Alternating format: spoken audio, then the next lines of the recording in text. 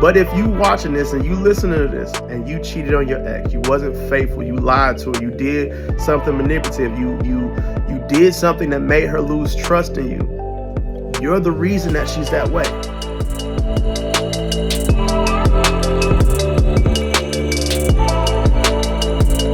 Hey, what's up, everybody? How y'all doing? Welcome to another episode of the Born Again Bachelor Podcast. I'm your host, Tommie Billups, and I'm excited about today's topic because I believe that this is going to be an episode that frees a lot of people. This is something that I struggle with, and I believe that this is a struggle for many. I believe that once we start talking about this, it'll bring some clarity to a lot of people's situation, as well as give them a bit more insight on how to navigate moving forward. So before we get into this, I need y'all to do me a favor, hit that subscribe button so you can stay up to date with everything that we got going on here at the Born Again Bachelors Podcast. And let's just dive into it. We all know that divorce is hard. We all know that, when things end, especially when it's a bad ending, it leads to this consistent chaos in our lives. And a lot of us are trying to figure out, like, man, what do I do? How do I, maybe you're dealing with the ex that's bitter or that's mad or that's hurt. And you trying to figure out, man, how can I deal with that? I just want to be, real. I just want to be honest. And I think if we all can be honest and we all look in the mirror, we can say that in our marriage, there were things that we did that we could have did better. There was things that we said that we could have said better. There were choices that we made that we probably shouldn't have made. And while, maybe that choice is what led to your divorce, or maybe it wasn't what led to your divorce, but it played a role in it. And today we are going to talk about taking responsibility for our role.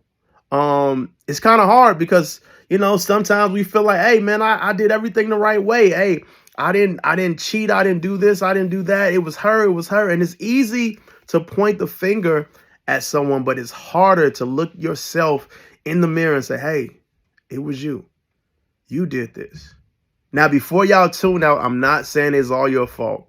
I'm not saying that you got to take responsibility for all of it. But what I am saying is own up to your role in your situation. Listen, it takes two to tango. Y'all ever heard that saying? It takes two to make a marriage work, and it takes two to help a marriage fall apart. So what role did you play? You may be asking yourself, well, I don't know. Well, we're going to talk about it today. And we're going to talk about the reason why it's important for you to own your role in your divorce.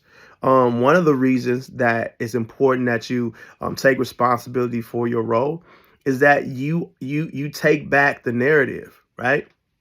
Now, many of you, maybe you dealing with a situation where you got a vengeful or vindictive ex.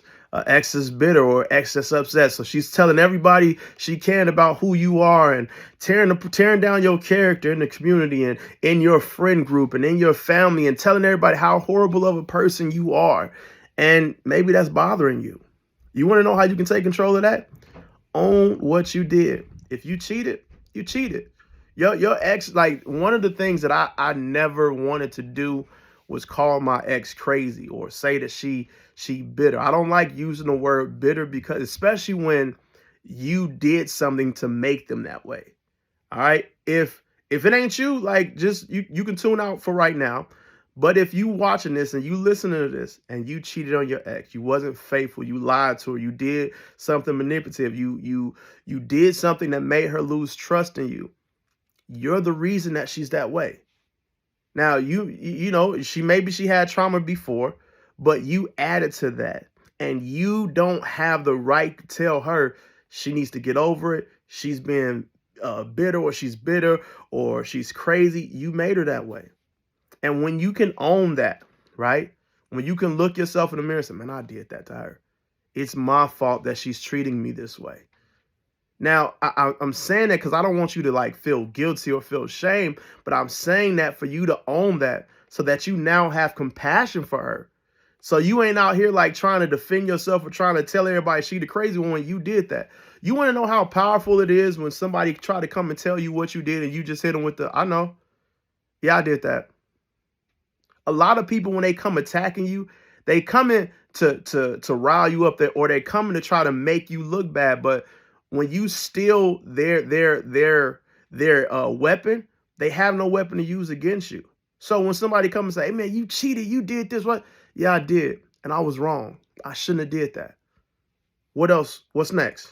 Well, you said this. Yeah, I did. I probably shouldn't have said that. I was out of line. I wasn't in a good headspace. I made a poor choice. I made a bad decision. When you take responsibility for your action, you now are taking control of the narrative.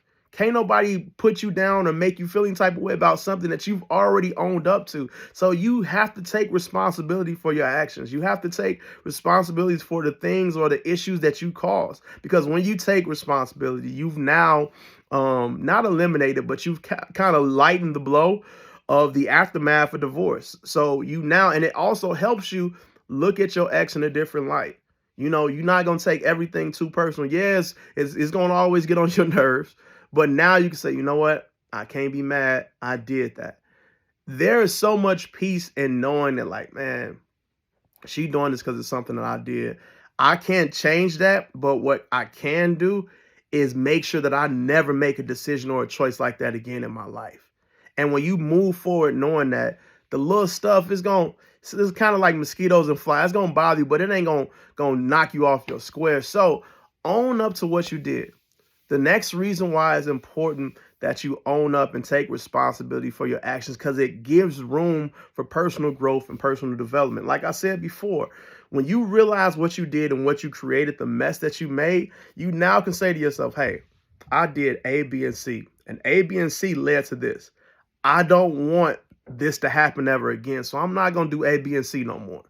You learn to take, you get a sense of self-awareness, the gift of self-awareness, to where now you are now seeing like, okay, why did I make that choice? What led me to make that choice? Let me get to the root of why I made this choice. And then you start digging down a rabbit hole and realizing, yo, I got some trauma that I've never dealt with. Maybe let me go to therapy and work this thing out, so that now you have this space to where you're growing and you're learning more about yourself, and you're learning how not to put yourself in situations that will bring that side of you out. Or if that side of you is in you, how to deal with that and tame that side of you.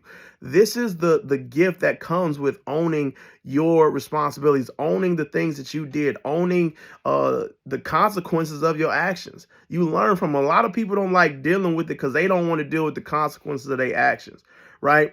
You can't, and this is, there's people who will say they sorry, right?